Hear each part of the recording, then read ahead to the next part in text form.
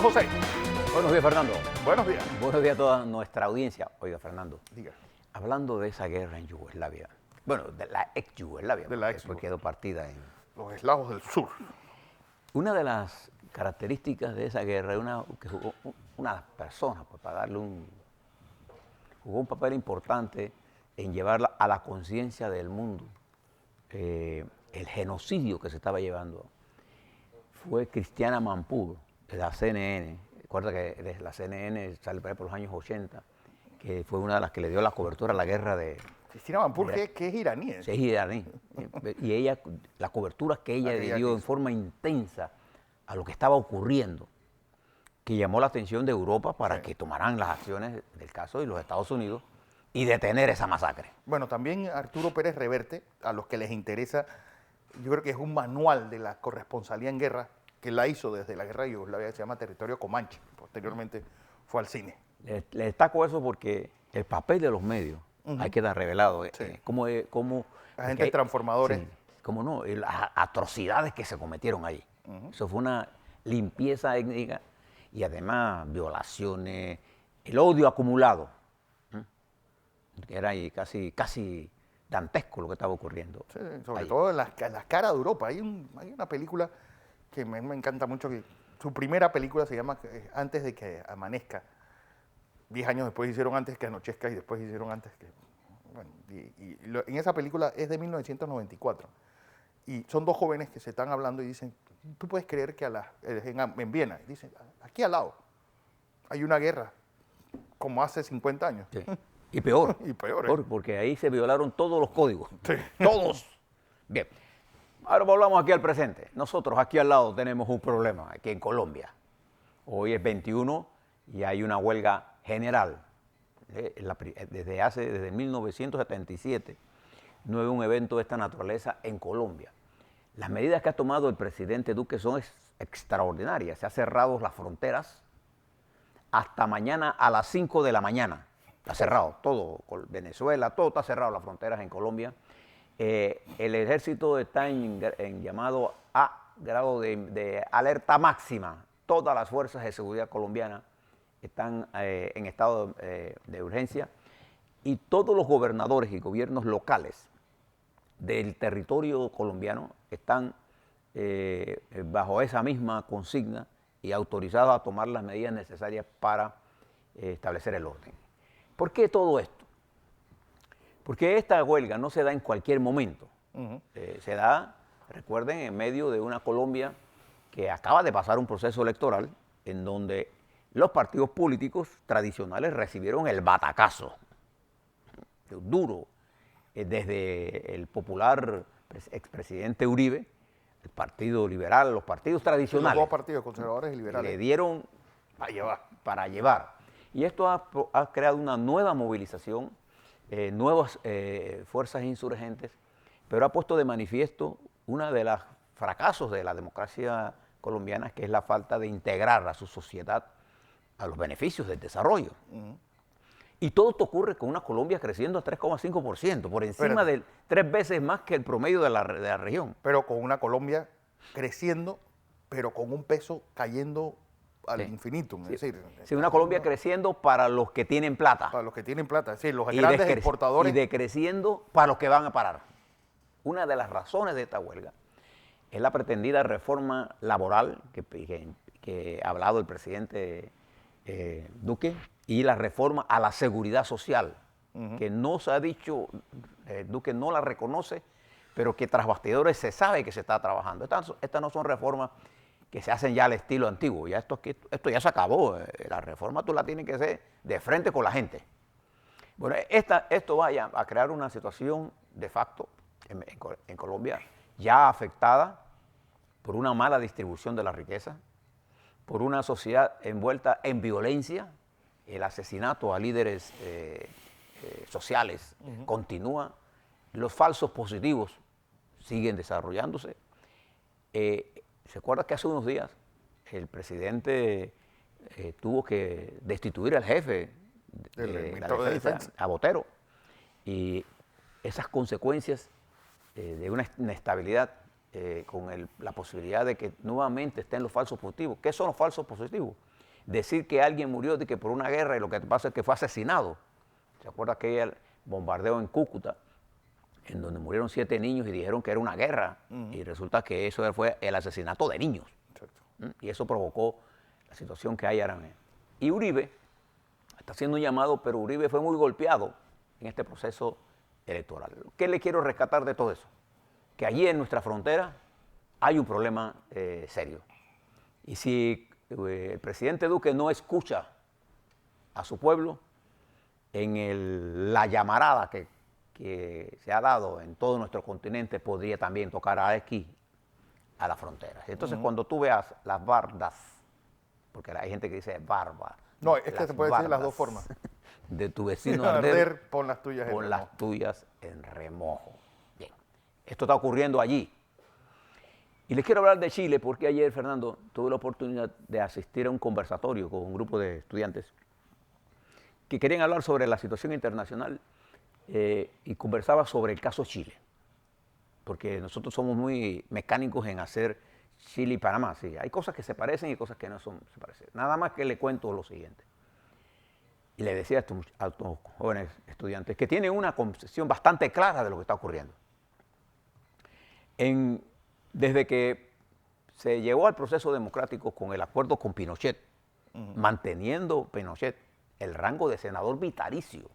No, y 3 años más como jefe del ejército. Y con una constitución diseñada por él, para él, que no fue modificada y que no ha sido modificada y que para modificarle hay que ser un estropicio muy grande. Durante todo ese periodo, en Chile se dio un proceso de privatización, quizás donde más se aplicó la teoría de los Chicago Boys fue en Chile, que al principio, ante los problemas que dejó el gobierno Allende por todo el bloqueo que se montó, y una sociedad fracturada y un movimiento social perseguido, y todos los asesinatos que se cometieron en ese periodo, se dio un impulso a la economía sobre la base de la privatización de todo, incluyendo la educación y la seguridad social. Estos dos elementos a lo largo de todo este periodo, estos 30 años, han producido ¿qué cosa? Jóvenes chilenos graduados de universidad con alto nivel de endeudamiento y sin empleo. Y adultos mayores con pensiones paupérrimas y un sector que se encargó de las privatizaciones de la seguridad social, que se hizo multimillonario al punto tal que se convirtió en el sector financiero dominante. Y tanto los partidos de izquierda como de derecha se plegaron a ese poder. Eran los que financiaban las campañas. Entonces el status quo lo mantuvieron los intereses estos, de derecha y de izquierda. Y se produjo una especie de enajenación de, fíjese, la juventud condenada por endeudamiento y por falta de trabajo, y los jubilados condenados a una vida paupérrima después de haber trabajado. O sea, y quedó en el medio una clase media que con recursos apenas para sobrevivir. Tengo una idea siguiente. Un jubilado promedio en Chile gana el equivalente a los últimos que salieron de los últimos años, un promedio de 60, 80 dólares. Y el Estado le da un subsidio. Pero ese subsidio apenas da para mover a alguien de un punto a otro. Sí. Y el 40% de la deuda en Chile que llevan las personas individuales, adivine sobre qué es. Es sobre comida. No es que yo compro una casa y tengo una propiedad, no. Es deuda para comer. Eso quiere decir que los salarios no están dando ni siquiera para cubrir lo que en materia de economía se llama la reproducción normal de la mano de obra. O sea, el sistema económico debe garantizar la reproducción de la mano de obra en forma con la educación y con la solvencia para que esa mano de obra tenga un nivel determinado de productividad. Ese es el Chile. Entonces ese Chile tiene una ruptura con la estructura política. Y esa ruptura ha producido durante los primeros 20 días de este proceso de calles, póngase que esto ya tiene un mes y una semana, no había dirección. No había un colectivo que diera, esto fue casi espontáneo. Y ahora ya ese movimiento comienza a tener un nivel de organización y ya los llamamientos están hechos a través de organizaciones. Pero los partidos políticos no inciden sobre eso. Todavía. Y tienen un presidente, Piñera, que a pesar de ser un movimiento que encabeza un sector importante de la derecha, el presidente Sebastián Piñera, como le hemos dicho, es un hombre altamente preparado, técnicamente preparado, y desde el punto de vista político, Piñera se opuso a continuar con la Constitución y a aprobar el estatuto que Pinochet impuso. Él se opuso a eso. Y él no forma parte de esa estructura pinochetista. No. Para que esté claro lo que estamos hablando. Sí, la gente tiende muy rápidamente a vincularlo cuando no tiene vinculación. Porque no estudiamos. Entonces yo le decía a los muchachos, no, pero dice que no, él no es pinochetista. Él fue, contrario a lo que se hicieron los partidos demócratas cristianos y partidos socialistas, que aprobaron la Constitución. El presidente Piñera se opuso a esas reformas constitucionales. Pero en su mandato primero, el presidente Piñera no hizo la lectura de lo que estaba ocurriendo. Y él fue el que sintió el primer golpe del movimiento estudiantil. Y observa una cosa, en Chile, para los que conocemos un poco la historia de Chile, el movimiento obrero, particularmente el movimiento obrero en las minas de cobre, era la vanguardia de la movilización y de las luchas sociales, y quienes llevaron sobre sus espaldas la lucha contra la dictadura. Por eso la caravana de la muerte empezó ahí. En las minas. Pero ellos no son los que estaban dirigiendo este movimiento de ahora. Esto está dirigido... Están totalmente desvinculados incluso. Ahora comienza un proceso de incorporación, pero este proceso está dirigido por jóvenes, por empleados de supermercados, amas de casa, viejos. Pero la mayoría de esto es la juventud que fue marginada del proceso político y marginada del desarrollo y que se encuentra endeudada y no tiene futuro. Esa es la encerrona. ¿Cuáles son las lecciones que debemos sacar de eso? Con unos indicadores macroeconómicos excelentísimos. Sí, por lo menos tenía, hace un mes. Y ahora entra en caída. Incluso parte de lo que usted vio en Argentina, de la devaluación, cuando el presidente Macri pierde aparatosamente las elecciones primarias, ¿se recuerda? El peso se hundió. Bueno, en Chile el peso también se está hundiendo. Y al hundirse el peso, el peso de esa caída del peso, vale la redundancia porque son dos cosas diferentes, ¿a quién le pega con crudeza? A los pobres. A los pobres. Entonces el presidente Piñera lanza una propuesta junto con los partidos políticos de reformar la Constitución. Entonces aquí lo que viene es la lección. Hay cosas que la sociedad te está diciendo a gritos. Cuando los partidos pierden su capacidad de leer, de ser la correa de transmisión entre ellos y la sociedad, ocurre esto que pasó en Chile, o lo que pasó en Bolivia, o lo que le pasó a Evo en Ecuador. ¿No? En Ecuador, perdón. Y esto debemos aprenderlo desde el punto de vista conceptual, no calcar y decir, repetir, que no, que lo que pasa es que el señor Piñera es un pinochetista, el hombre que más se opuso a la Constitución fue él. Ahora, él no hizo la lectura a tiempo, bueno, ahí coincidimos en eso. Entonces, esto es una de las cosas, y usted coge este modelo y lo traslada ahora a Ecuador. Ayer en las redes sociales había una intervención del presidente Lenín Moreno y una niña indígena que lo increpó y le pedía por su nombre. Lenín Moreno le dio hasta apellido completo. Te pido que respetes a nuestros hermanos indígenas y no los persigas. Y el presidente Lenín Moreno se pone él a enfrentarse a esa niña y le decía que él pensaba que, sí, pero tus hermanos indígenas mataron a fulano, a sutano, y hay que pelear los derechos de los adultos mayores. Él no está haciendo la lectura correcta. E insiste en mantener el paquete de reformas del Fondo Monetario, lo que ha hecho nuevamente que Ecuador esté al borde de otra confrontación. Y en Bolivia ni se diga.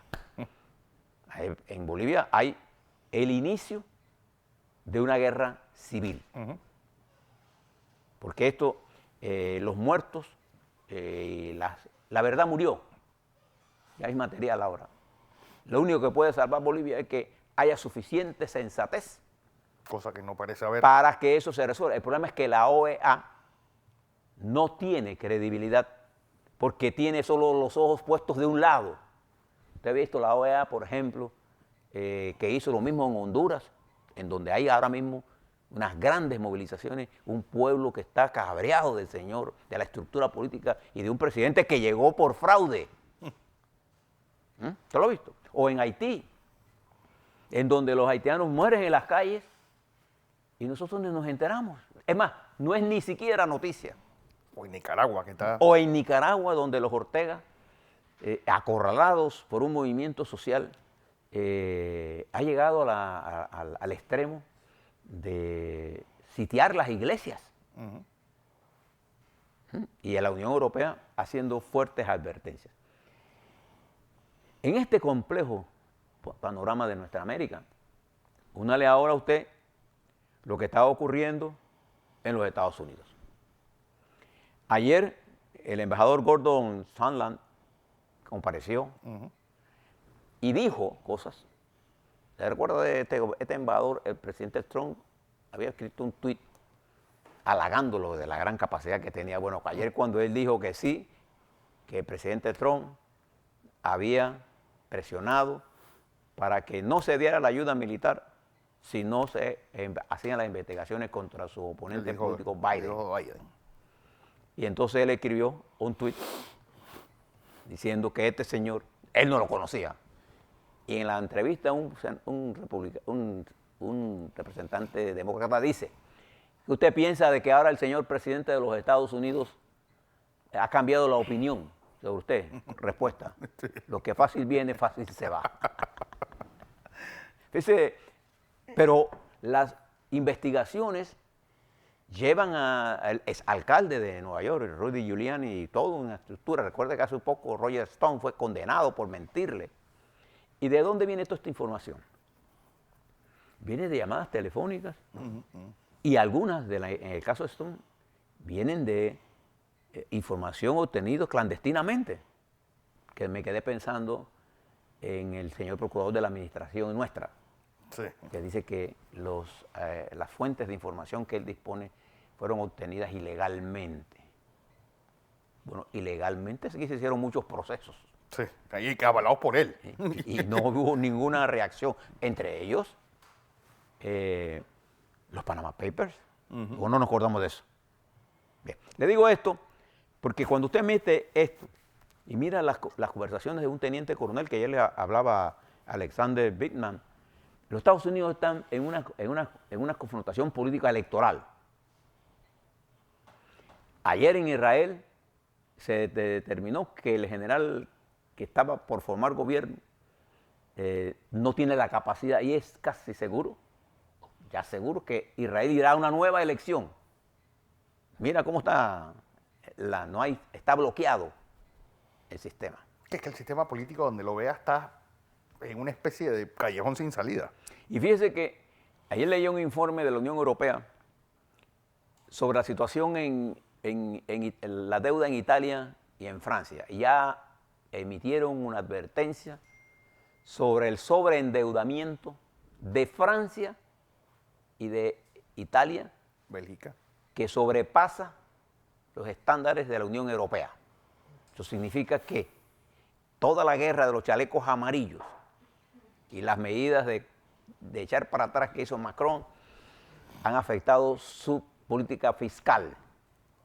Y en Italia ni se diga, porque gobierno ahí pocas veces. Bueno.